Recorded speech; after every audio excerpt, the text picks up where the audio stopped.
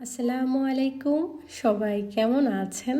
আশা করছি যে যেখানেই আছেন আল্লাহর রহমতে সবাই সুস্থ আছেন। আলহামদুলিল্লাহ আমরাও ভালো আছি। বেশ অনেক দিন যাবৎ আবহাওয়াটা এরকম যাচ্ছে। বেশ কিছু কাপড় জমেছিল যেগুলো ধোয়া হয়েছিল গতকাল। এই তো বেশ কিছু বিছানার চাদরও ছিল, এগুলোকে গুছিয়ে রেখে দিলাম। এভাবে করে একটু গুছিয়ে রাখলে বিছানায় চাদরটা বিছালেও দেখতে ভালো লাগে। তা না হলে চাদরটা বেশ ভালোই কুঁচকে যায়, পরে দেখতে ভালো লাগে না। অনেক আপুরাই আমাকে বলেন আমি বিছানার চাদর এগুলো কোথায় কিভাবে গুছিয়ে রাখি। তো এই যে এভাবেই আসলে ড্রয়ারের মধ্যে রেখে দিই। এভাবে করে রাখলে গোছানোও থাকে, দেখতেও ভালো লাগে। তবে বড় ড্রয়ারের মধ্যে রাখলে একসাথে অনেকগুলো চাদরই রাখা যায়। আমার এই ড্রয়ারটা একদমই ছোট, বাচ্চাদের কাপড় চোপড় রাখার জন্যই এটা নিয়েছিলাম। তো নিচের অংশটা একটু ফাঁকা থাকাতে এই চাদরগুলো আমি ওখানে গুছিয়ে রাখি। তাছাড়াও আরও বেশ কিছু চাদর আছে যেগুলো আমি কাবাটের মধ্যে গুছিয়ে রাখি। আর অনেক আপুরা আমাকে এটাও বলেন যে চাদরগুলো আমি কোথায় থেকে নিই বা আমি দেশ থেকে এনেছি কিনা। হ্যাঁ, এর মধ্যে অনেক চাদরই আছে যেগুলো আমি দেশ থেকে নিয়ে এসেছি। খুবই কম সংখ্যক বলা চলে, 2-3টার মতো। তবে বাকি যেগুলো এগুলো হচ্ছে আমি বিভিন্ন বাংলাদেশি যেসব প্রোগ্রাম হয় ওখানে গেলে অনেক সময় অনেক স্টল থাকে যেগুলোতে চাদর, 3 পিস এটা সেটা বিক্রি করে থাকেন। তো আমি এখান থেকে কিনি। তাছাড়াও আমি লুলু থেকে বা নেস্টো থেকেও আমার কেনা হয়। তো সব মিলিয়ে ওভাবে যে দেশ থেকে আনি তা না, এখান থেকেই আমি বেশিরভাগ চাদরগুলো কিনে থাকি। আজকে যে চাদরটা বিছালাম ওটা আমি এখান থেকেই নিয়েছি। এই তো বাংলাদেশে একটা প্রোগ্রামে গিয়েছিলাম, ওখানে অনেক ধরনের স্টল ছিল। তো চাদরটা দেখে বেশ ভালো লাগলো, আমি 2টার মতো নিয়ে এসেছি। সেই সাথে গত বছর যখন আমরা দেশে গিয়েছিলাম আসার সময় 2টা চাদর নিয়ে এসেছি। খুব কমই হয় আমার দেশ থেকে চাদর বা 3 পিস নেওয়া হয়। প্রায় সময় অনেক আপুরা এটাও জিজ্ঞাসা করে থাকেন যে আমি 3 পিসগুলো কোথা থেকে নিই। আমি কিন্তু প্রায় 3 পিস এখান থেকেই কিনে থাকি, খুব কম রেগুলার পরার জন্য যেগুলো থাকে মাঝে মধ্যে ওগুলো দেশ থেকে নিয়ে আসা হয়। এই তো মিলিয়ে আর কি, যখন যেটা পাই যেখান থেকেই কিনি ওভাবেই ব্যবহার করি। তো ওই চাদরটাও আমি ওখান থেকে নিয়েছিলাম। তবে অনেক কমই হয় আমার দেশ থেকে চাদর বা 3 পিস এই টাইপের জিনিস আনা হয় না, একদমই কম বলা চলে। তবে গত বছর যখন গিয়েছিলাম 2টা আসার সময় নিয়ে এসেছিলাম। তো আশা করছি আপুর উত্তর পেয়ে গিয়েছেন। টুকটাক কাজকর্ম গুছিয়ে আজকে বেশ অনেক দিন পর ইচ্ছে হলো বাসায় একটু করে ভাপা পিঠা বানাই। আমি না তেমন একটা পিঠা বানাতে পারদর্শী না বা পারিও না বলা চলে। এই কাজটা কেন যেন আমাকে দিয়ে কখনোই হয় না। মাঝে মধ্যে শীত এলে তো কম বেশি সবারই পিঠাপুলি খেতে ইচ্ছে করে। পরিবারের জন্য মাঝে মধ্যে এই তো হুটহাট করে একটু যতটুকু পারি ওটাই বানিয়ে নেই আর কি। আগে না তেমন একটা ভালো পারতাম না, তবে ইদানিং দেখছি সময়ের সাথে সাথে মাশাল্লাহ বেশ ভালোই হচ্ছে, খারাপ না, মানে খাওয়া যাবে আর কি। তো যাই হোক, আজকে অনেক দিন পর ইচ্ছে করলো যে একটু করে ভাপা পিঠা বানাবো। আগে থেকে যে খুব একটা প্রিপারেশন নিয়ে রেখেছিলাম তা কিন্তু না। আর বরাবরের মতো আমি কিন্তু শুকনা চালের গুঁড়া দিয়ে হচ্ছে পিঠা বানাই, যেগুলো বাজারে কিনতে পাওয়া যায়। তো এই যে ঢাকনাটা ওটা না গত বছর দেশে গিয়ে আমার শাশুড়ি মার থেকে নিয়ে এসেছিলাম। আমি শাশুড়ি মার রান্নাঘরে গিয়ে দেখছি যে এরকম অনেকগুলো ঢাকনা আমার শাশুড়ি মা বানিয়ে রেখেছেন পিঠা বানানোর জন্য, বেশ অনেক সাইজের ছিল। তো পরে আমি ওখান থেকে একটা নিয়ে এসেছি, বেশ ভালো পিঠা হয়। এখন তো ভাপা পিঠা বানানোর জন্য অনেক ধরনের পাতিলাই বের হয়েছে, সেই সাথে একসাথে অনেকগুলো বানানোও যায়। তবে আগে দেখতাম এই ধরনের ঢাকনাগুলো বেশি ব্যবহার করা হতো। তো এখানে আমি চালের গুঁড়াটা একটু করে চেলে নিচ্ছি। জুনাদের বাবা আবার বেশ পিঠা খেতে পছন্দ করে, তারপরও কি আর করা, আমি তো আর বানাতে পারি না। যতটুকুই পারি চেষ্টা করি, তারপরও খাওয়ার পর খারাপ বলে না, বেশ ভালোই প্রশংসা করে। যাই হোক, এখানে পিঠাগুলো বানিয়ে নিচ্ছি। কিছু কিছু পিঠা আছে যেগুলো সারা বছর খাওয়া যায় না, আবার কিছু পিঠা এরকম থাকে যেই পিঠাগুলো সারা বছর খেতে ভালো লাগে। তার মধ্যে এই ভাপা পিঠা, চিতই পিঠা এগুলো হচ্ছে শীতের মধ্যে খেলেই বেশি মজা লাগে। তাছাড়া মনে হয় একটা শীতের আমেজ থাকে। তো এখানে আমি আজকে ভাপা পিঠাই বানাচ্ছিলাম। অনেক দিন পর বানাচ্ছি, তো সেই সাথে ভাবছিলাম যে প্রথম থেকে হবে না না হবে কীরকম হয়, সেই জন্য না আর ওরকম করে আসলে আপনাদের সঙ্গে শেয়ার করিনি। পরে দেখলাম যে না, বেশ ভালোই হচ্ছে।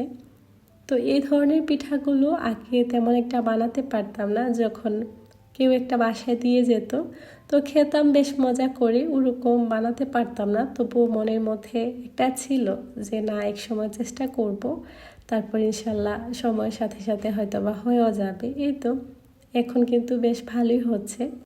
এতক্ষণ অবধি যারা ধৈর্য সহকারে আমার ভিডিওটা দেখছেন বা ভিডিওর এই অংশে চলে এসেছেন, আর ছোট্ট একটা লাইক দিতে ভুলে গিয়ে থাকলে তো প্লিজ ভিডিওতে একটা লাইক করে ভিডিওটা কন্টিনিউ করবেন। যারা আমার চ্যানেলে আজকে নতুন প্রথম ভিজিট করছেন, ভিডিওটা দেখা শেষ করে যদি ভালো লাগে আপনি চাইলে ছোট্ট এই চ্যানেলটিকে সাবস্ক্রাইব করে নিতে পারেন। যারা এই কাজটি অলরেডি করে নিয়েছেন আপনাদের সবাইকে অসংখ্য ধন্যবাদ। আপনার একটা লাইকই পারে আমার ভিডিওটাকে আর অন্যজনের কাছে পৌঁছে দিতে। যাই হোক, এর মধ্যেই পিঠা বানানো হয়ে গিয়েছিল। সকালের নাস্তা আজকে আমাদের এটাই ছিল।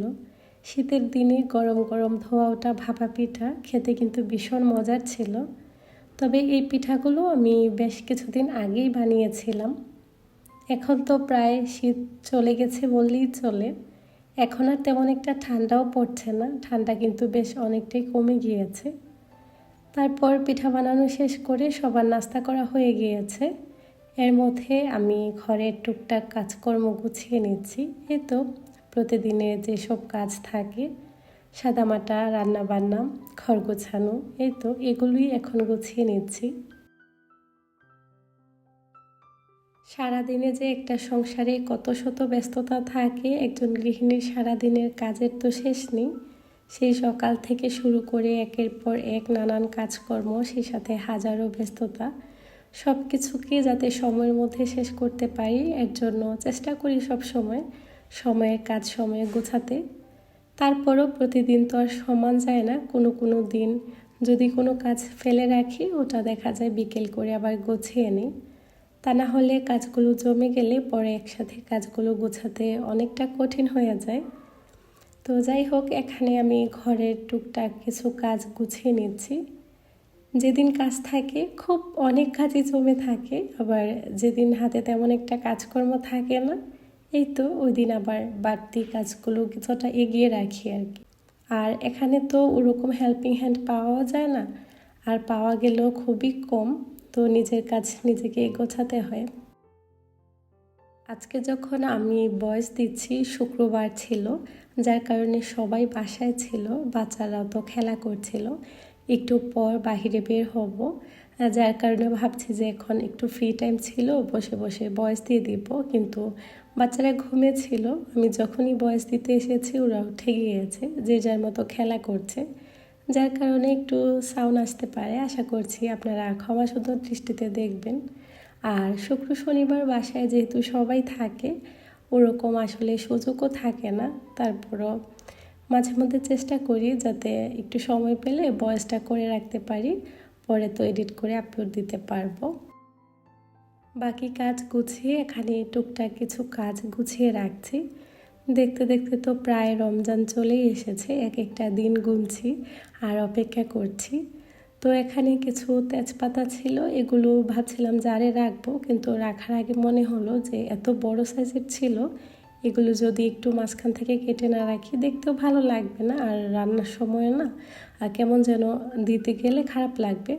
যার কারণে একটু ছোট টুকরো করে নিলাম আর কি মাঝখান থেকে কেটে। তো এখন একটু বেছে তারপর জারে রেখে দেব।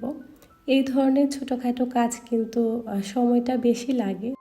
রান্না করার আগে যদি এই কাজগুলো গোছানো থাকে, রান্না করতে খুব তাড়াতাড়ি হয়, সেই সাথে হাতের কাছে গোছানো থাকলে যে কোনো কাজ গুছিয়ে নিতেও অনেকটা সুবিধা হয়। তো আগে থেকে একটু করে চেষ্টা করছি যে কাজগুলো একটু এগিয়ে রাখতে। সময়ের সাথে সাথে আসলে অনেক কিছুরই পরিবর্তন হয়ে যায়, কাজকর্মের ধরনটাও অনেকটা চেঞ্জ হয়ে এসেছে। আগে একটা সময় ছিল একদিনে একেবারে সব কাজ গুছিয়ে নিতাম, তারপর আবার বেশ কিছুদিন একেবারে ফ্রি থাকতাম। এখন আর ওটা করি না। এখন একদিন একটা গুছিয়ে নিলে তারপর দিন আরেকটা গুছাই। এখন আর ওরকম তাড়াহুড়া নিয়ে কাজগুলো গুছাই না। আগে দেখা যেত একদিনের মধ্যে আমাকে এই কাজটা গুছিয়ে নিতে হবে, বেশ টেনশন, সেই সাথে অনেক তাড়াহুড়া কাজ করতো। এখন আর ওরকম তাড়াহুড়া নিয়ে কাজগুলো গুছাই না, এক এক দিন এক একটা করার চেষ্টা করি। কাজগুলো তো তাড়াহুড়া করে গুছিয়ে নিতাম ঠিকই, তবে নিজের বেশ অনেকটা শরীর ক্লান্ত লাগতো। তো এখন এক এক দিন এক একটা কাজ গুছিয়ে নিই। রান্নাবান্নার আগে যদি মশলা জারটা একেবারে গুছানো থাকে তখন কিন্তু রান্না করতে অনেকটা সুবিধা হয়। আর গুছগাছ পরিপাটি রান্নাঘরে রান্না করতে আমার বরাবরই ভীষণ ভালো লাগে।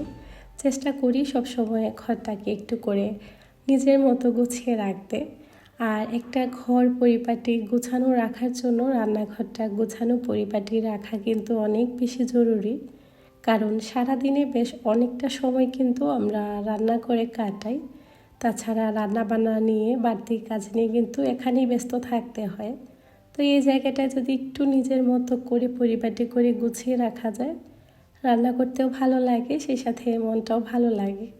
কার কাছে কীরকম মনে হয় সেটা তো আমার জানা নেই, তবে আমার কাছে না ভীষণ ভালো লাগে যদি রান্নাঘরটা গোছানো থাকে। আমার তো অনেক সময় অনেক বেশি কষ্ট হয়ে যায় রান্নাবান্না করে পরে সব কিছু গোছানো। তারপরও আমি একটু সময় হাতে নিয়ে রান্নাঘরটাকে গুছিয়ে নিই। নিজের রান্নাঘর হোক বা অন্য কারো, যদি গোছানো পরিপাটি দেখি খুব ভালো লাগে। রোজার জন্য তো কম বেশি এটা সেটা কিনেছি, পাশাপাশি রান্নার কাজকে সহজ করার জন্য টুকটাক কিছু হাঁড়ি পাতিলও কিনেছিলাম। গতকাল এগুলো নিয়ে এসেছি। এগুলো আমি নিয়েছি লুলু থেকে। এখানে বড় সাইজের একটা ফ্রাই প্যান নিয়েছি, দুটো, একটা মিডিয়াম সাইজের, মিডিয়াম থেকে একটুখানি ছোট, আর একটা একটু বড় সাইজের আর কি। এগুলো দেখতে যতটা সুন্দর, খুবই ক্লাসি একটা লুক দেয়, সেই সাথে রান্নাবান্না করতে খুব ভালো লাগে। এটা দেখে আমার অনেক বেশি ভালো লেগে গিয়েছিল, তাই সাথে সাথে নিয়ে নিয়েছি। এটার দাম পড়েছিল প্রায় 1600 টাকার মতো। এই মুহূর্তে আমার বরাবর মনে পড়ছে না, ওরকমই হবে। আর ছোট সাইজেরটার দাম ছিল 1200 টাকা। দেখতে অনেক বেশি ভালো লেগেছে, তাই নিয়ে নিয়েছি। সেই সাথে আসলে টুকটাক করে এসব জিনিস তো নিত্যদিনেরই প্রয়োজন হয়, তাই নেয় আর কি। বেশ কিছুদিন আগে জুনাদের আপু কিছু গাছ লাগিয়েছিল।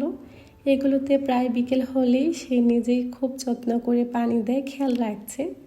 মাশাআল্লাহ, দেখতে দেখতে এগুলো কিন্তু বেশ বড় হয়ে গিয়েছে আর খুব ভালো লাগে।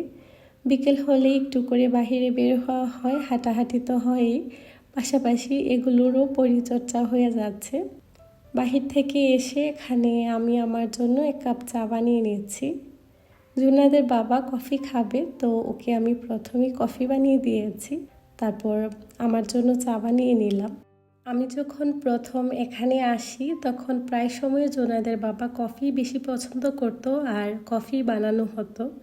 পরে যখন আমি চা খাওয়া শুরু করি তারপর থেকে এই তো দুজনে বসে বিকেলে চা খাওয়া হয়, বা সে সকালে চাই হোক না কেন। তারপর থেকে কফির থেকে বাসায় চাটাই বেশি করা হয়। আজকে অনেক দিন পর 1 কাপ কফি বানালাম। এদিক দিয়ে কিছু বিস্কিট ছিল যেগুলো খুলে আমি একটা জারে নিয়ে নিচ্ছি। এই বিস্কিটগুলো যদি বাহিরে রেখে দিই খেতে ভালো লাগে না, বেশ অনেকটা নরম হয়ে যায়, তাই সাথে সাথেই জারে নিয়ে নিলাম। বিকেল করে 1 কাপ চা না হলেই নয়, বিকেলের দিকে তো চা হতেই হয়। এই তো চা দিয়ে বিস্কিট দিয়ে খেয়ে নিচ্ছি। আজকের ভিডিওটা এ পর্যন্তই। সবাই অনেক বেশি ভালো থাকবেন। আল্লাহ হাফেজ।